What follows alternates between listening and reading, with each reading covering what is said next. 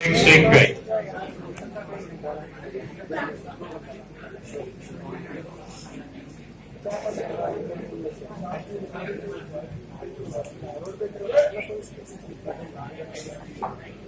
कहता है शॉपकीपर दुकानदार को जो वस्तु है ना वो 500 रुपए से 999 रुपए की रेंज में चीजें बेचनी खरीदनी है।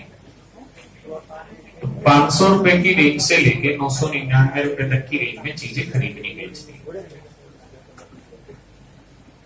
लेकिन जिसमें भी आप खरीदो या जिसमें भी आप बेचो, जिसमें भी आप खरीदो या जिसमें भी आप बेचो, वो जो नंबर मतलब जो प्राइस होगा वो ऐसा होना चाहिए जिसके अंदर कोई भी डिजिट क्या ना हो बच्चे, 9 नहीं होना, यानी कोई भी डिजिट 9 से नहीं बना होना चाहिए।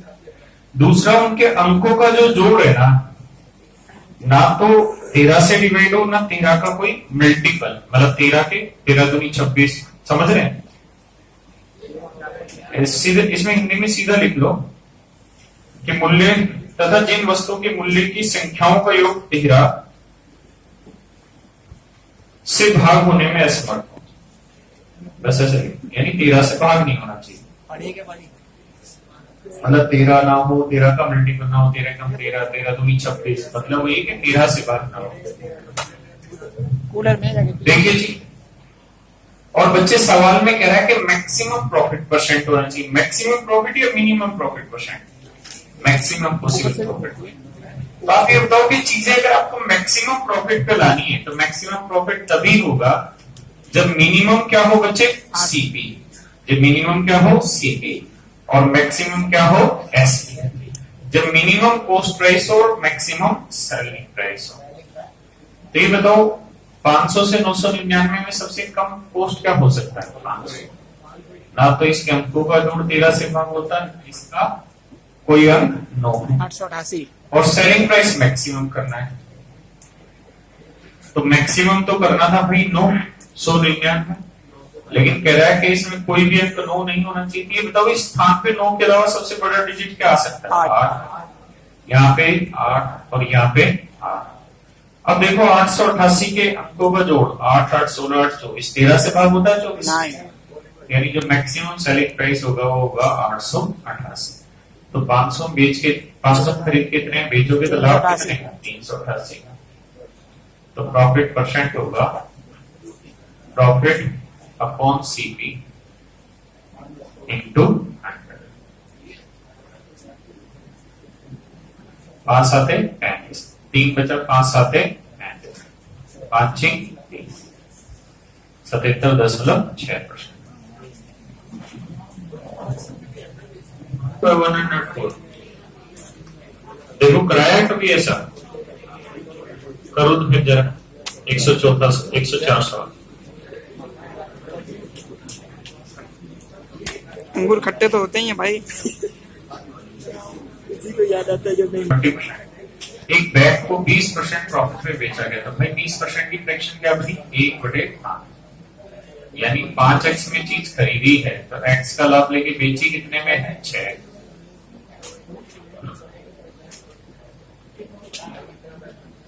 कहता अगर इसका कॉस्ट 350 रुपए घट जाए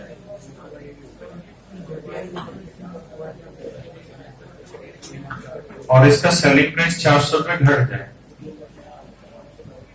डन 350 और सेलिंग प्राइस 400 रुपए घट जाए, तो ये नया सीपी, ये नया। तो कहता है अब उसे 2% अधिक लाभ होता है। तो पहले कितना लाभ हो रहा था? 20, अब कितना लाभ होगा? 22। 22% मतलब 100 में चीज खरीदी है, 22 का लाभ कितने बेची? 100 का लाभ, बस सॉर्ट आउट करना।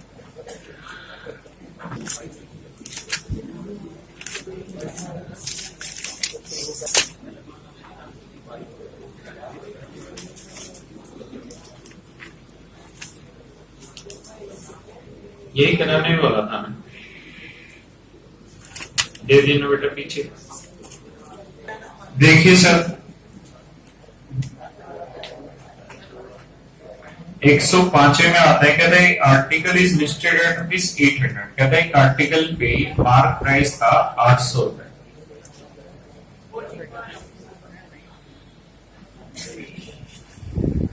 कितना रुपए मार्क था बच्चे? 800। कहता है सबसे पहले इस पे 25% का डिस्काउंट दिया गया। तो बच्चों बताओ 800 का 25% कितना? 25% की फ्रैक्शन 1/4 यानी 200। तो 800 में 200 का डिस्काउंट दिया गया, तब कीमत क्या बची? 600। अब कहता है कि जी जो कीमत बची उसमें 15% डिस्काउंट, तो 600 का 15% 90। तो 600 पे 90 का डिस्काउंट कितने में चीज बिकी? 510 में। हाँ यानी मैं मान लो रिटेलर हूं और होलसेलर ने इस पे 800 रुपए बात किया था और 2 डिस्काउंट देके बेचा कितने में? 510 में। तो मैं हूं जी रिटेलर और मेरे लिए इस आर्टिकल का जो कॉस्ट प्राइस है वो है 510। एक बार इतना उतार लो, इसमें कोई दिक्कत है तो बताओ।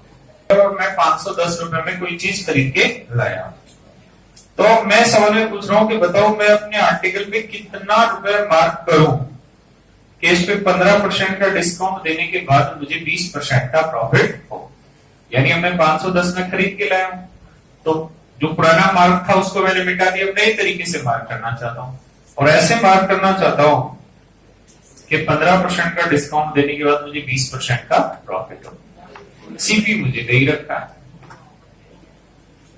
तो मुझे सीपी और एमपी चाहिए, यानी सीपी दे रखा है, एमपी चाहिए। तो आपको याद है लिखवा रखा है कि सीपी क्या बताया था? 100% माइनस डिस्काउंट, और एमपी होता है 100% प्लस प्रॉफिट। तो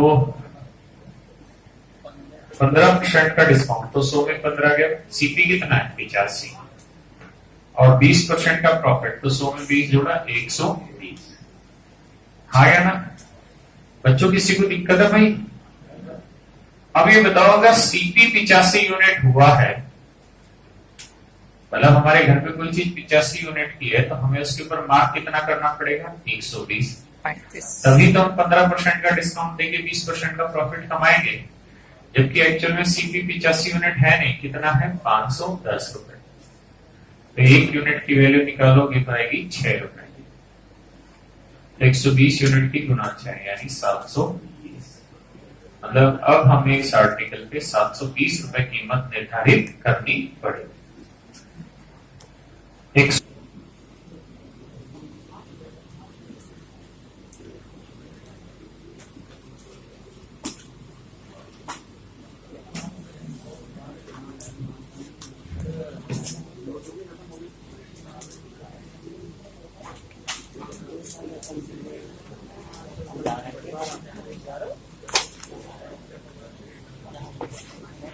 थी 4000। तो हम सीपी मान लेते हैं 1 किलो गेहूं का। तो मान लेते हैं जी 1 किलो गेहूं का सीपी है 1 रुपए पर किलोग्राम। आया भाई समझ में? 1 रुपए पर किलोग्राम 1 किलो गेहूं का सीपी मान लेते। तो कहता है 4000 किलो गेहूं का जो कॉस्ट प्राइस बना बच्चों कितना बना? 4000। है ना भाई? अब कह रहा है कि इसके कितने भाग को 1/3। तो बच्चों 4000 का 1/5 भाग कितना बना? 800 रुपए का हमने बेचा कि 800। अच्छा हम 1 रुपए नहीं मान सकते, 1 यूनिट रुपए पर किलो ऐसे मानते हैं ना। तो 1/5 को 5% प्रॉफिट पे, इसी के 1/4 भाग को 1000 को 10% प्रॉफिट पे, और 1/2 भाग को यानी 2000 बचा 200। और जो रिमेनिंग बच गया, तो रिमेनिंग देखते हैं 800, 1000, 1800, 2000, तो कितना बच गया? 200। इसको भेज दिया उसने कितने पे? 16%। तो लाभ हो रहा है जी 40 का, 100 का, 240 का और 32। यहां जोड़ोगे ना तो 280 और 32 312 400। टोटल कितना आ रहा है? 312 नहीं लड़की 412। यानी इस तरीके से देखेंगे तो टोटल जो प्रॉफिट होगा वो 412 यूनिट। देखिए जी ध्यान से, लेकिन कह रहा है कि अगर सारे आर्टिकल को इकट्ठे 11% प्रॉफिट पे बेच दें तो सारा आर्टिकल है कितना भाई, 4000 रुपए। तो 4000 रुपए वाली चीज को 11% प्रॉफिट पे बेच दें तो 400,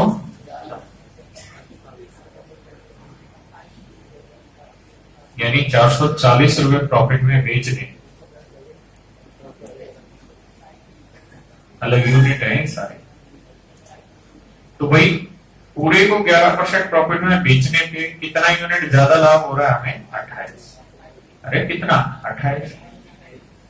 28 यूनिट ज्यादा लाभ हो रहा है ना, हाँ या ना।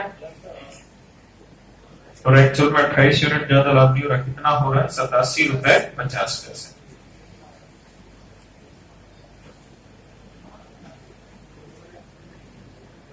तो एक यूनिट की वैल्यू कितनी बनी, आप देखोगे वही आंसर, क्योंकि अल्टीमेटली आपने 1 किलो का प्राइस 1 यूनिट ही तो माना था और उसी की वैल्यू निकाली। ले बेटा किसका था पेज,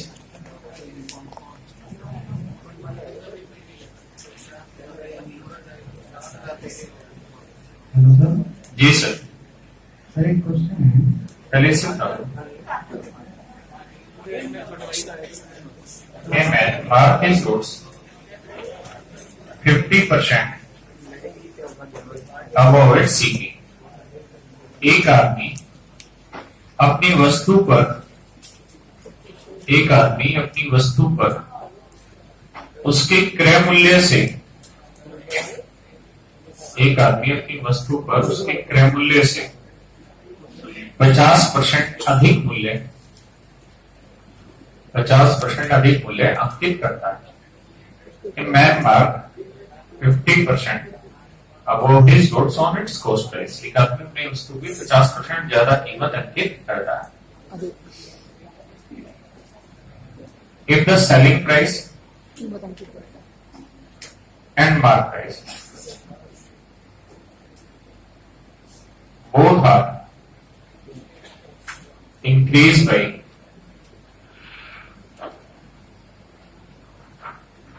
20% each, यदि प्रत्येक, नहीं ऐसे लेना, यदि विक्रय मूल्य व अंकित मूल्य में, विक्रय मूल्य व अंकित मूल्य में क्रम से 20% की वृद्धि हो जाए, क्रम से 20% की वृद्धि हो जाए, क्रम से 20% की वृद्धि हो जाए,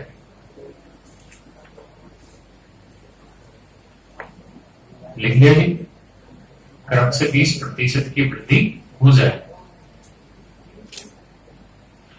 तो उसका लाभ 2 गुना हो जाता है, तो उसका लाभ 2 गुना हो जाता है। इस selling price and mark price both are increased by 20% each, then profit become doubles, if the initial mark price of the article, is rupees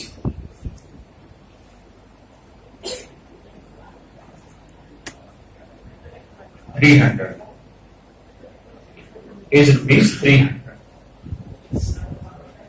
then find the initial selling price,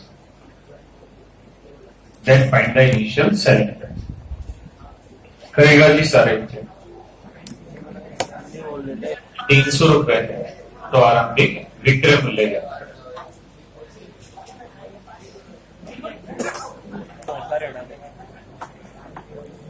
में उसकी कोस्ट से 50% ज्यादा कीमत लिखता है, 50% ज्यादा कीमत का मतलब 50% की फ्रैक्शन 1/2, यानी सीपी 2 है तो एमपी कितना है 3, तो मतलब है 50% ज्यादा।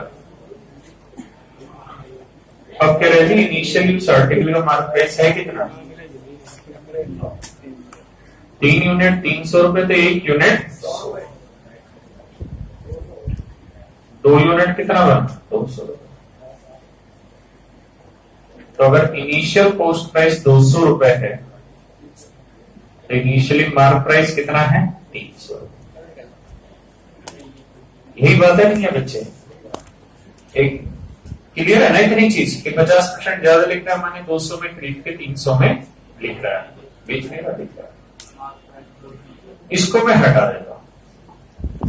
अब मुझे ये पता है कि मैंने आर्टिकल खरीदा कितने में है 200। अब मार्क प्राइस का कोई यूज नहीं। अब कह रहा है कि अगर उसका सेलिंग प्राइस 20% बढ़ जाए और मार्क प्राइस 20% बढ़ जाए तो मार्क प्राइस से तब हमारा रिलेशन रहा नहीं, क्योंकि प्रॉफिट किस पे कैलकुलेट होता है, मार्क पे सीपी पे, सीपी पे। तो वो हमें पता है कि प्रॉफिट कॉस्ट प्राइस पे कैलकुलेट होने वाला है। तो कह रहा है कि अगर वो अपना सेलिंग प्राइस 20% बढ़ा ले तो सेलिंग प्राइस 20% बढ़ा लेगा, मतलब 20% की फ्रैक्शन कितनी हो गई 1/5। यानी सेलिंग प्राइस अगर उसका पहले 5x था तो अब x बढ़ा के कितना हो गया 6। यानी पहले चीज 5x में बेच रहा था, अब चीज बेच रहा है 6x में। तो अब उसे जो प्रॉफिट हो रहा है वो पहले प्रॉफिट से कितना है डबल है। तो अब उसे बच्चों नया प्रॉफिट कितना हो रहा है 6x - 200 भाई SP - CP। पहले प्रॉफिट कितना हो रहा था 5x - 200। पहले प्रॉफिट था जी कितना, अब प्रॉफिट हो रहा है कितना। अब जो प्रॉफिट हो रहा है वो पहले वाले प्रॉफिट से क्या है डबल।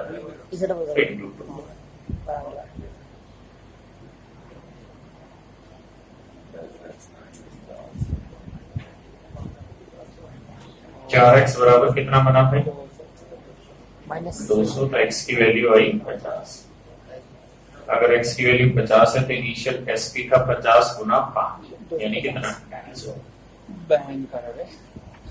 आया भाई समझ? बस आंसर।